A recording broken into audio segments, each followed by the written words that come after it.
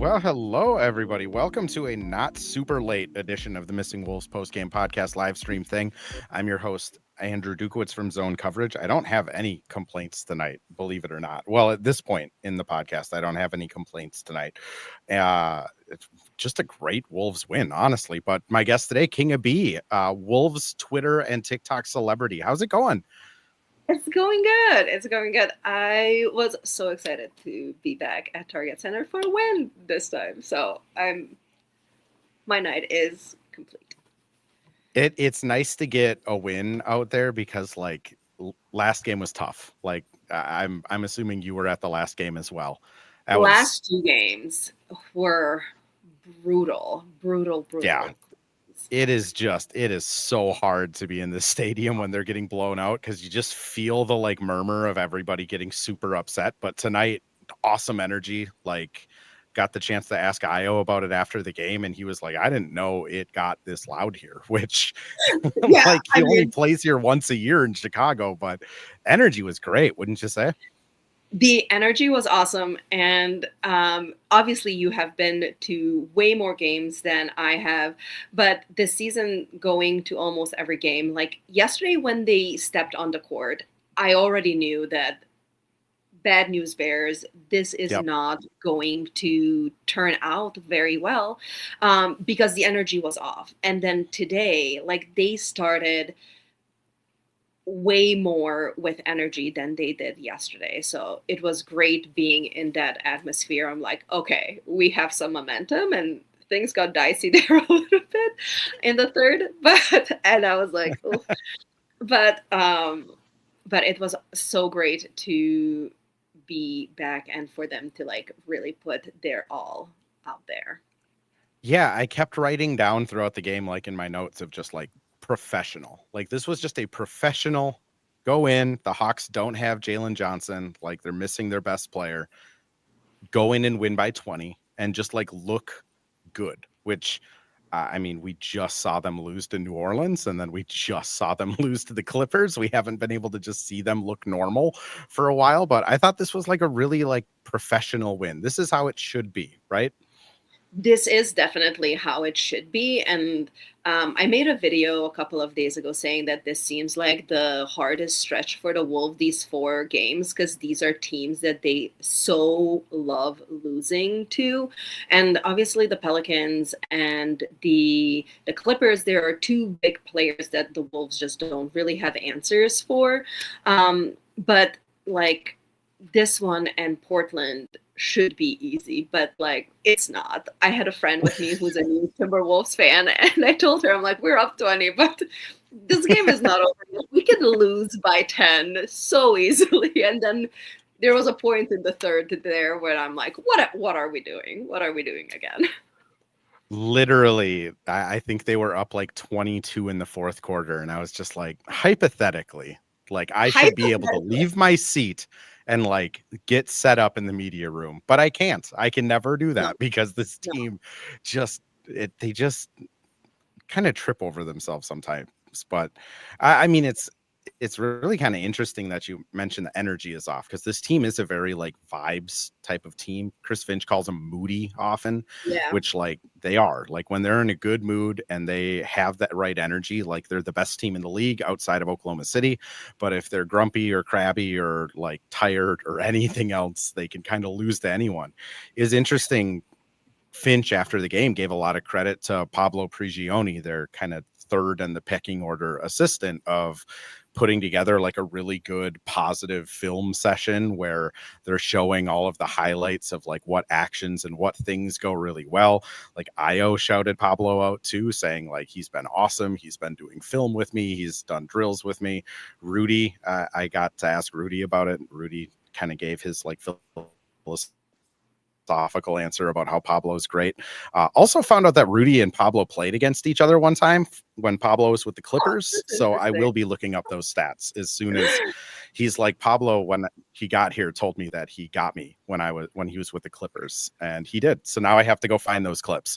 But it's just so weird that when this team really does seem to find a really good groove, it's usually a Pablo or like someone you just never expect? I mean, like as a, more on like the fan side, like, is that something that kind of like bleeds into you guys too, of like just noticing that that energy is so different? I know you mentioned it like last night, but it is just such a weird dynamic they have. It is, and it's very interesting because if you go to games, you like kind of see that the players are moving differently. And I think tonight specifically, like Jaden moved differently than he was moving yesterday.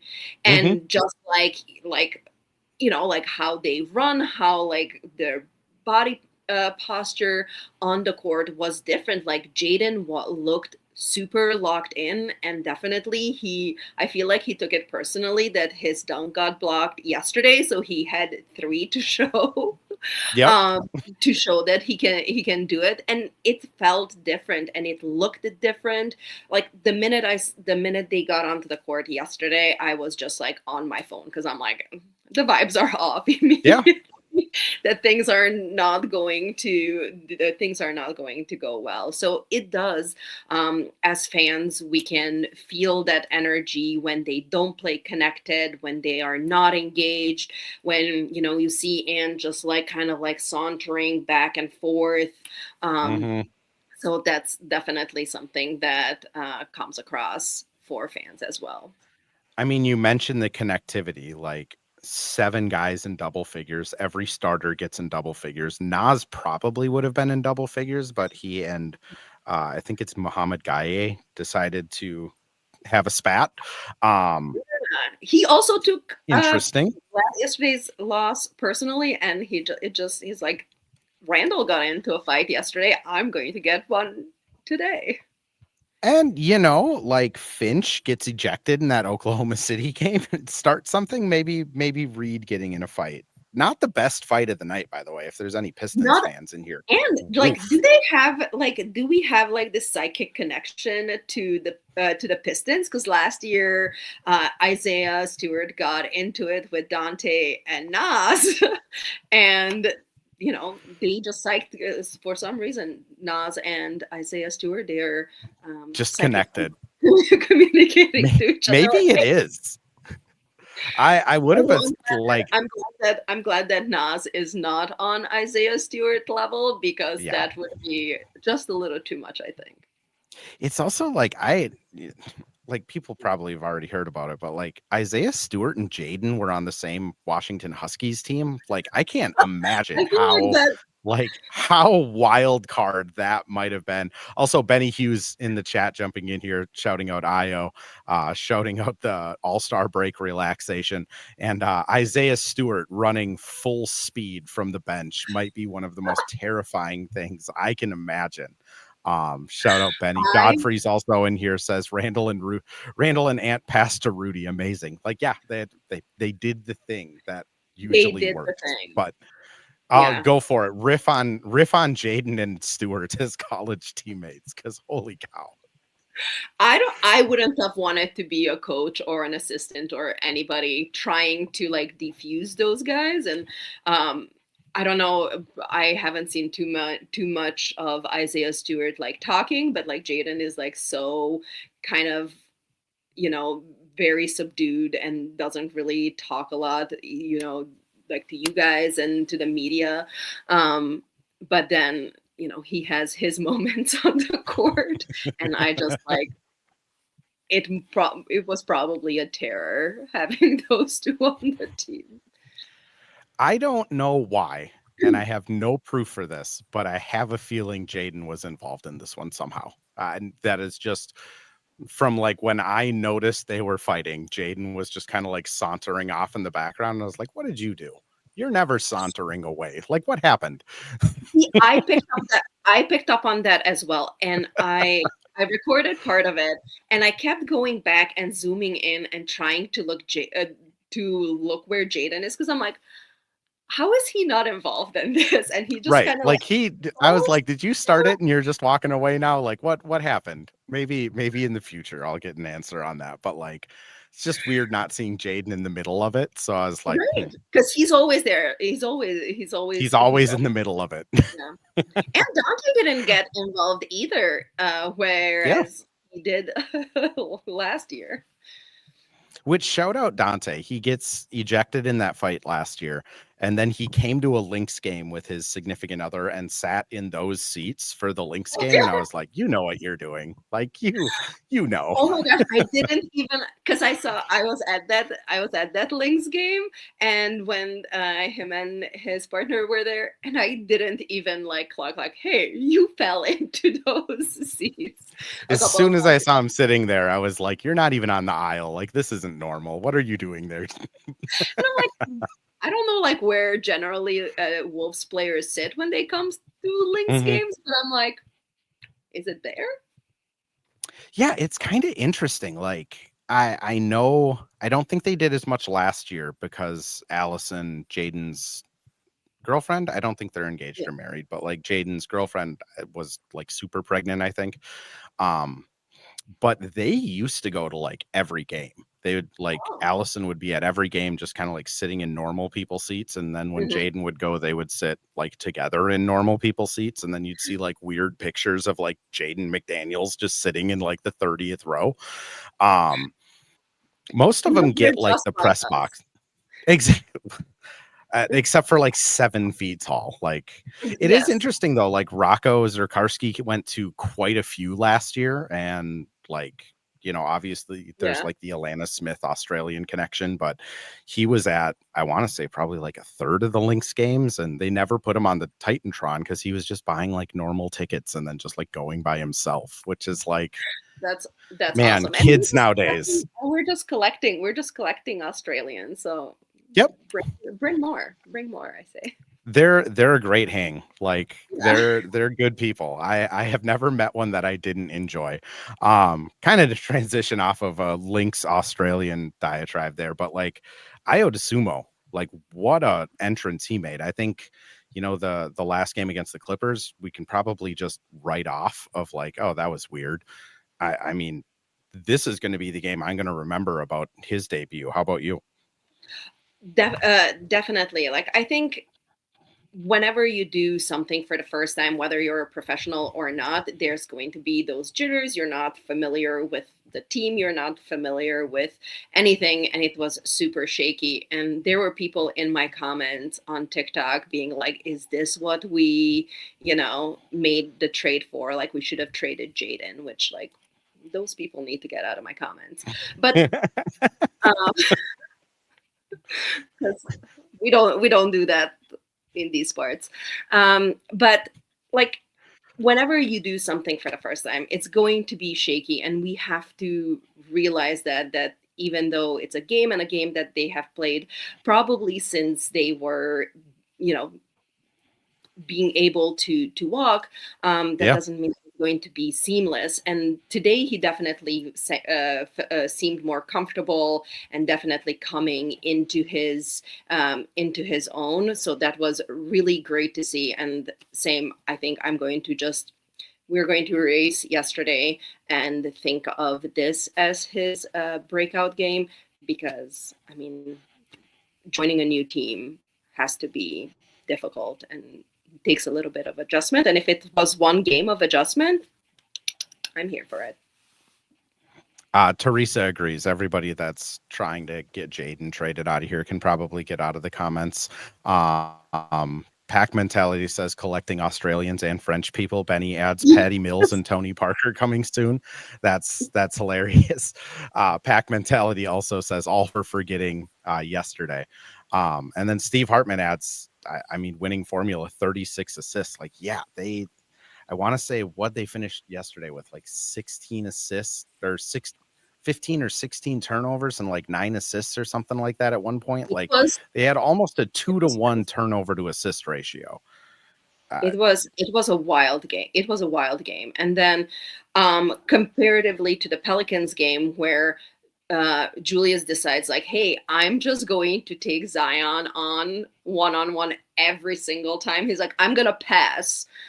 And then there were passes yesterday that I just thought, I'm like, You know what I was thinking of? Did you see that video of Jaden Ivey, that weird Yeah. jumping, humping pass that he threw? Like, that's what the Wolves were doing yesterday.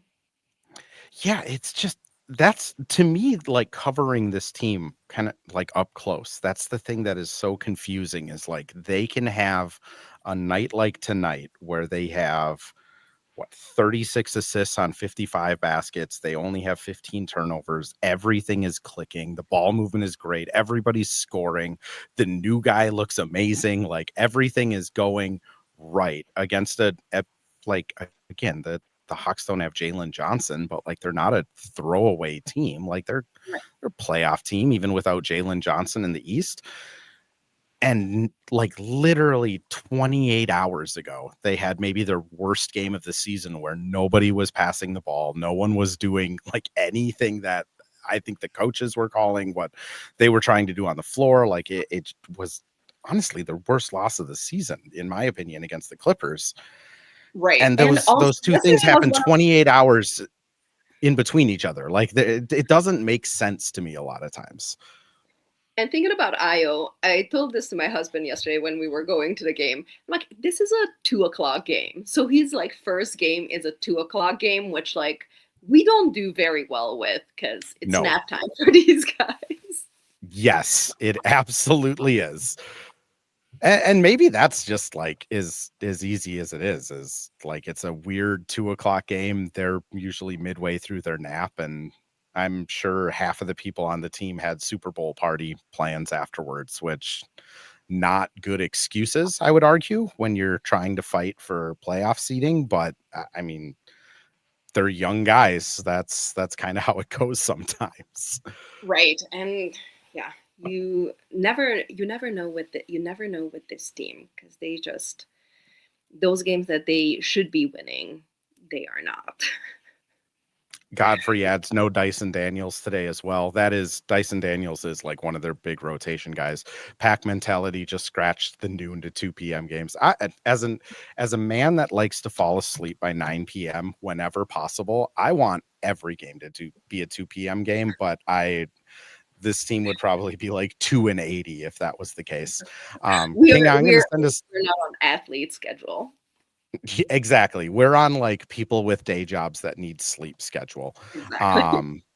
David adds, I think Ayo should start over Dante. I really like how Ayo pushes the pace. Let's get into that one. But first, I'm going to throw us over to an ad read, and then I'd love to hear your thoughts on like where Ayo is. Excuse me, Ayo. I don't know why I'm saying Ayo all of a sudden in the pecking order. Well, hello. Thank you, Livestream Andrew. This is Ad Read Andrew. And today we have Firehawk Construction and Remodeling, the presenting sponsor for the Missing Links podcast.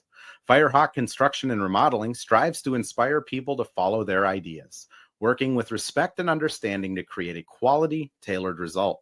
Firehawk Construction and Remodeling, located in Blaine and serving in the North Metro area, is here to help you with your building and remodeling needs. I can say personally, thanks to Firehawk Construction and Remodeling, I have a beautiful deck in my backyard and countless projects that I started, they finished. Get started on your new deck or remodel today by calling Isaac at 763-710-5686. And we're back with another ad read. This time for Pence Homes, the presenting sponsor of Hitting the Hardwood Network. From the best tools and technology to transparency throughout the entire process, Nate Pence and the Pence Homes team is the top choice for buyers, sellers, and is proud to support you and your home ownership goals. Get started today by calling 612-308-1122 or by emailing info@pencehomes.com. .com. I think the .com cut off, not .net, not .org.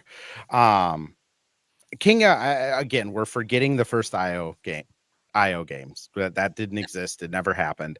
So I'm just going to ask, like, after one Ayo Dosunmu game, like, what are your thoughts? Should he be maybe in the starting rotation instead of Dante, or where are you sitting on that? I think us as a fandom, we love to like swing in extremes. Like if the team is doing bad, fire everybody, trade everybody besides. And if one of our guys has his second game, or because we erased yesterday's game, so his first game was an amazing game that we're swinging in the different, like, okay, bench everybody and then start this guy. I think we need to wait it out, and I have been on this really since the beginning of the season, that we need a stronger bench than we've had. So let's see what he can do with um, Bones and Nas and them, like what that group can do and what other how other configurations work out, rather than just like blowing up everything and switching Dante's minutes and putting him back on the bench, and you never know how he's going to feel about that. And that was weird last year, and there were conversations like, hey, maybe he's not playing as well because he thought that he might be able to start somewhere and now he's on the bench. So I think before we go in either like swing in either direction, as fandoms do, just try to wait it out and see if we can have a really strong bench with Io there, and then go from there, before, after his first game, to be like, okay, he needs to start over everybody. Teresa adds might be a decent idea because Dante is foul prone. A couple other people kind of mentioned the you know, Dante is a streaky shooter. Dante is not the most competent at times with the ball and ball handling. I kind of agree with you. Like, this team needs depth, and I think the Io and Bones minutes, just because both of them play like lightning quick, is going to be fun. Like, I'm first and foremost like usually rooting for fun. So like, if we Right. get Io and Bones off the bench with like Jaden, Ant, and Nas, like we saw so far, like that's going to be super fun. Like, that's a team that can fly. And I mean, Steve also, I keep the consistency, right? No sense to mix up the starting five. I do think this gives Finch kind of more of a lever of, if Dante's having an off night, you do have Io, just like last year when Mike or Dante were having it last night, you had Nikhil. Now you kind of have two guys on the bench that you can feel confident of, like, all right, if somebody's just not having it tonight, we know Io's going to bring it, even if it's not the most productive. So I agree with you. Like, I think Io, like in kind of the ideal world, is you're like, he's playing 25 minutes off a bench every night. Is that kind of where is that kind of summing up where you're sitting as well? Yeah, absolutely. And then we, how you talk about, like, and people in the comments were talking about him pushing the pace. I wonder of how, and someone mentioned that Dante is foul prone. And I wonder how much of that is just he overplays and he plays way harder than everybody on the court, and trying to, pump up that energy that he gets into foul trouble. But if we have Io, yet another guy who has like really a lot of energy, does Dante have to play way too hard where he gets into foul trouble just to like get himself going and maybe try to get the team going? So maybe that alleviates some of that um, kind of strain that Dante might feel of like just getting into foul trouble and getting into everybody's space all the time to get something going. Agreed. David mentions, Finch had Io close over Dante. Godfrey, Io's better defense, better passing, better driving to the hoop. Should start and play more minutes. Benny and Pack Mentality both add that they love Dante as well. I think it's kind of the point that I made a lot last year of like Mike starting after the All-Star break, of just like my point was always like, it's a lot less about who starts and who closes. Like, Mike starting the game isn't like the end all be all if the person that's hot is closing. So I think, like, to David, your point, I think there's going to be a lot of games where Io's just has more juice than Dante and Io's closing the game. I do think this also gives like Finch another lever with Julius as well, because Jaden has been able to play the four. So like, if you just start Io, I don't think it's gonna really change like the end like the end result. I think it's still going to be Finch is just going to go with whoever's having the better game, which they didn't have that before this. Like, I don't think anyone was calling for like Jalen Clark to finish games over people. I might be wrong, but like I think they just have a much more well-rounded team, don't you? Yeah, it feels way better. I feel like we have more competent guys out there that can play, NBA level basketball, and bringing in Ayo who really plays hard and is really locked in. I think that might unlock something that this team has been missing this year. Because like we lost people like Nikhil and before that Kyle, so we lost our edge, and I think that has been the biggest issue, that we don't have guys who have like that competitive edge. And I'm not saying that like Ant doesn't want to win or that the other guys don't want to win, but there was something specifically about Kyle and Nikhil that had their I can't remember who characterized Kyle as having like a chip on his shoulder all the time, Mm-hmm. about like winning and like getting to the highest of highs. And I think that with those two guys leaving, that kind of just dissipated from the team. So it's good to have yet another guy kind of with some juice there. I think and Rudy kind of talked about it, and I don't want fans to take this as like I'm crapping on Ant or Julius, but like after the game, Rudy was talking about like Nikhil and how Nikhil, coming back and how proud he is of him. And Rudy kind of mentioned like Nikhil, when he was here and in Utah, was always the first guy in the gym, always the last guy to leave, always like reading a book, always like locked in, never took days off. And like, it's not like Ant doesn't work his tail off, but like Ant and Julius and a lot of these guys are just so structured that they have their one workout and then they go and do something else. They also have like courts at their houses and stuff like that. And I do think it says something when somebody is like physically in the gym, right? Like this guy is physically here every time I get into the gym. Like he is there already and he leaves after I do. Like it might just be like some subconscious thing of like you kind of lose that edge. But like everything I've heard about Ayo from Chicago fans and Chicago writers is that dude is a basketball maniac. Like he is that type of guy that is just always there, which now I like on that point, like you look at this roster and it's like you now kind of have eclipsed the like ratio of guys that bring it versus guys that don't bring it. Like Rudy 99% of the time locked in, Jaden 99% of the time locked in, Ayo, Dante locked in all the time. Like if Ant, Julius, or Bones kind of take a night off, there's now more people yelling at them than not yelling at them, which Right. might be oversimplifying it, but I think it's something. And sometimes the other guys have to carry it, right? And I think like in one of the videos that you posted, Ant was saying that he might not play in the All-Star game because he's banged up, and he kind of looked shaky a little bit in the second half today as well. And sometimes like that's why you have a bench that on the nights that your superstars are a little bit off, that they can prop you up and carry you for a little bit. Everybody needs a what's his name?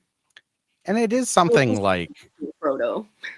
oh, exactly. Like you do need like the energy guys. And like it was something when they had that losing streak when they lost to like Brooklyn before they went off and got thumped by Atlanta. Like I remember asking Rudy about it and just being like, I mean, you've been on teams that have made it to the final, like Western Conference Finals with Utah. You've been on really good teams. Like, why is it different here? And Rudy was pretty honest of like, we just have too much talent. Like we have too many really, really talented guys and not enough of the guys that are just like getting by sheer grit and like have to. And like the guys that do that don't play anymore. Like Joe just can't play 20 minutes. Like Mike can't Right. play 20 minutes when he eventually comes back. It's just a really weird balancing act. I do want to shout out Ray, people overreacting to one game. Let's start him, bench him. Yeah. That's exactly what we have been saying. Like, again, there was someone in my comments who wanted to be like, was it worth it keeping Jaden after the deadline because he had 2 points yesterday? Personally, yes. Steve brings up a question. Steve brings up a good question that I'd love to get your thoughts on. I'm sure you've seen the Rudy Gobert stuff from after that Pelicans game. Finch's kind of weird response to it, I guess. Before I kind of get into the behind the scenes parts of it, what was kind of your thoughts on that when you were initially seeing that stuff kind of come out to the public? I think that Finch's response was very like polished and like the political response of how you answer it. And I think Rudy, he also boils over like NAWs and Jaden do, just in a different way. Sometimes you punch a teammate in the shoulder, and otherwise you call out call out the coach and your superstars. So I think it's kind of was just like his little rebellious thing that he does, because I do believe Finch that they talk about it in the locker room while they're meetings that they have. But I think that Rudy felt that it's not enough because things aren't changing to say it publicly. And like, I'm not for airing out your laundry in public, but sometimes things just need to be said. So, Yeah, it was so like being in the locker room for that one, and I think I caught some of Jason Dane's kind of commentary on it, of like, kind of their thoughts on it. And I'm not gonna like break any news or anything. Like, I kind of agree with them. Like, I don't know.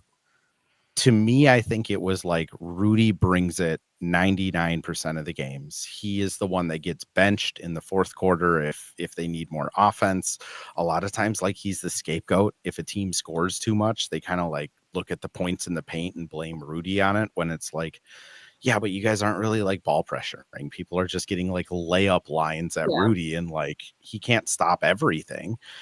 And I think it was just one of those games where it's like, I mean, Rudy's aware that Zion scored 30 and went 11 of 13. Like, that sucks. And yeah, when you kind of know that you were one of the guys that really put out the effort, and you're also probably going to be the guy that people are blaming for that loss, or at least like fans are going to be blaming for the loss at some point.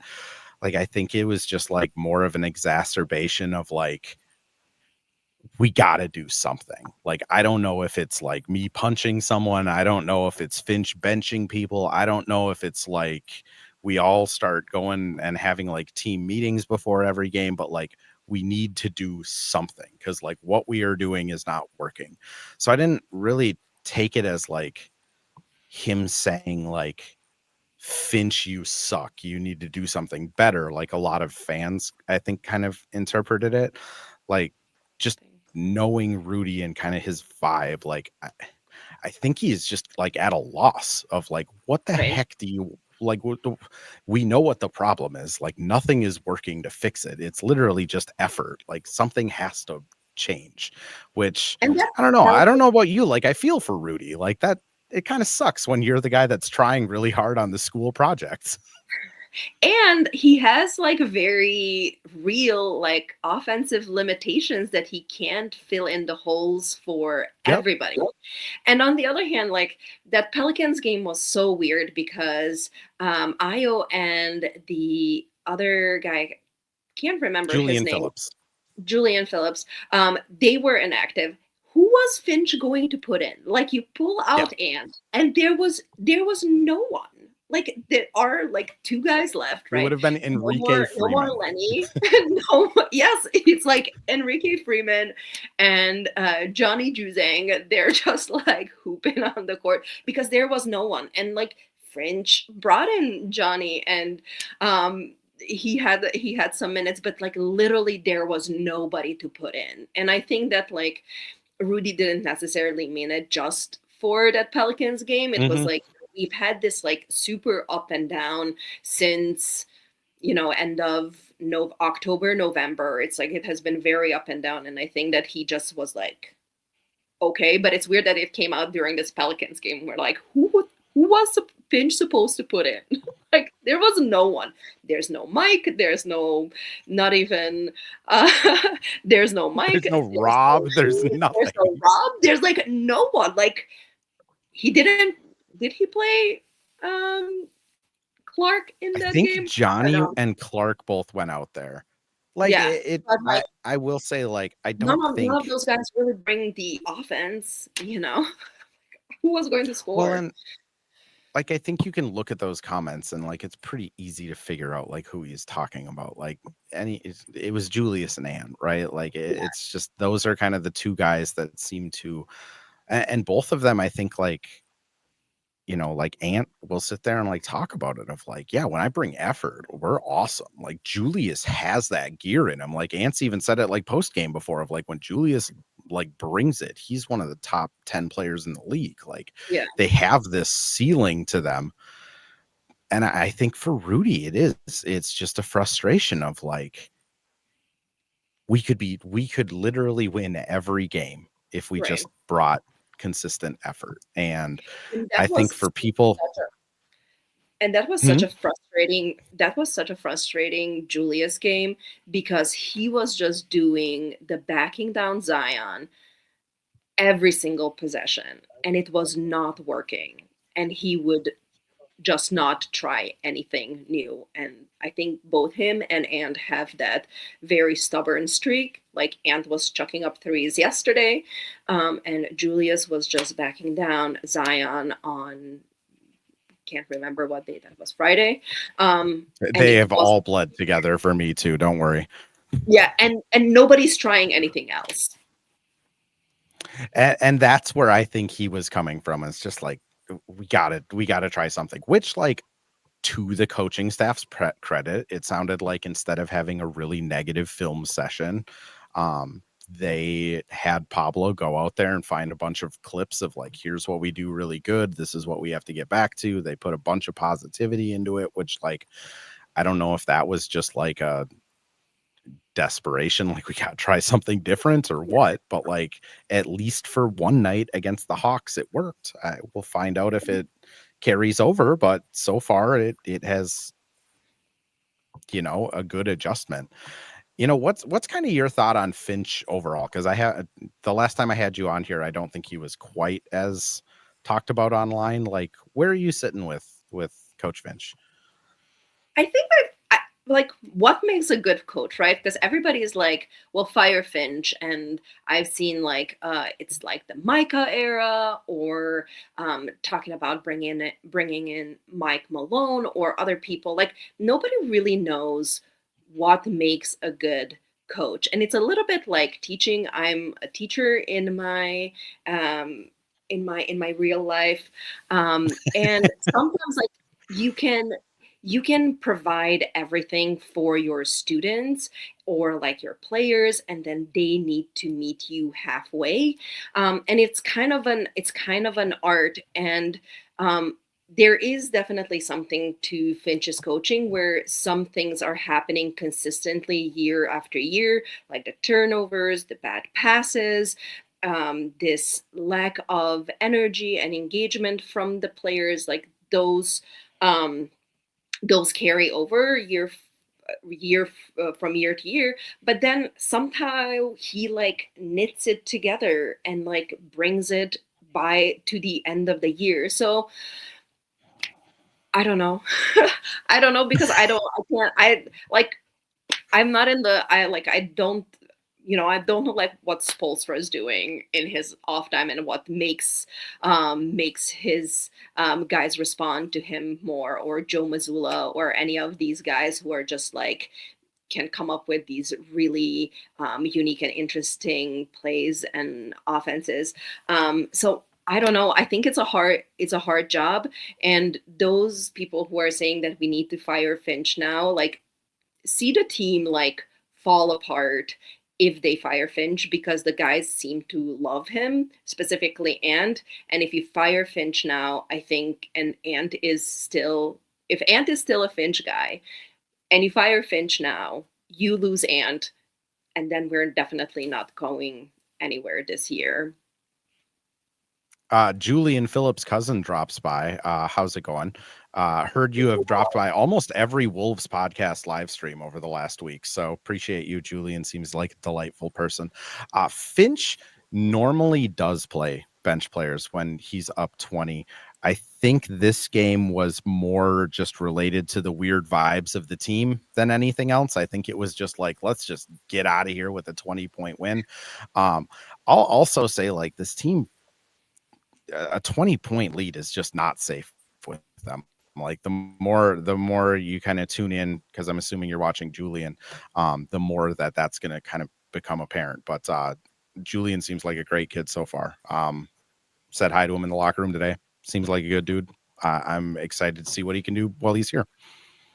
Yeah, and he needs to get used to Minnesota coaches doing that, because Cheryl Reeve also has the tendency to do that. If Minnesota. If you have any cousins in the WNBA, Cheryl Reeve, also notable for not playing their whole bench. There's something in the water.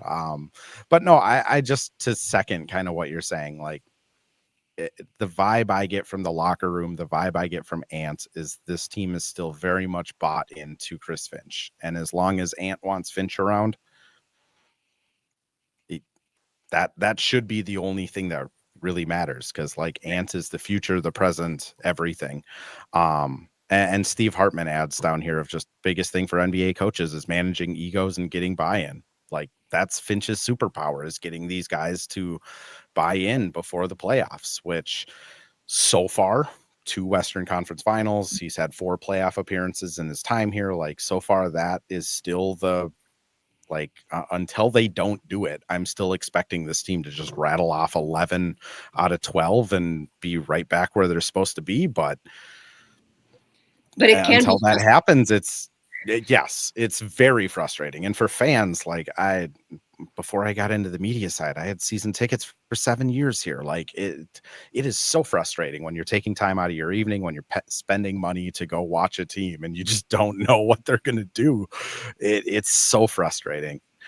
Well, but it's like, pack mentality. Go ahead. Oh, pack mentality just adds 20 points can zap in less than a minute. Yes.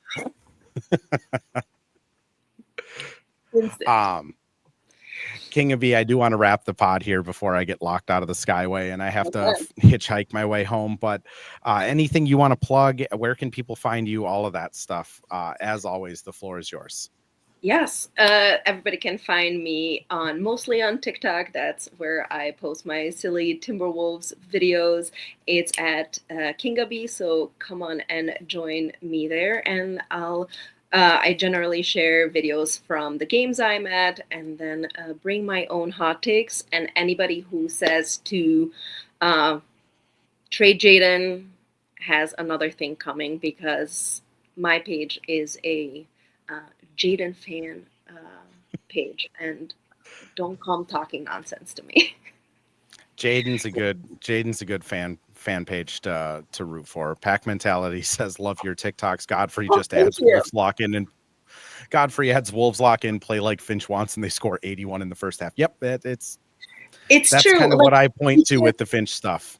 And he can't do that. And I don't know if you saw this, and this is the thing that Ann does lately when someone is shooting an open 3 and he just like stands there, and instead of like trying to contest, he just like follows the ball with his eyes. Like, what is Finch supposed to do about that? He's just like following the ball, and he has been doing it for like 4 games straight. And it's just like makes me, but like, what can Finch do about that? That Ann just follows the ball falling in with his eyes. Nothing. And it's like, people are like, well, bench him. Like, all right, you bench him and then you lose by 40, and Ant's going to come back with like, see, you bench me and you lost by 40. And then it's like, well, yell at him.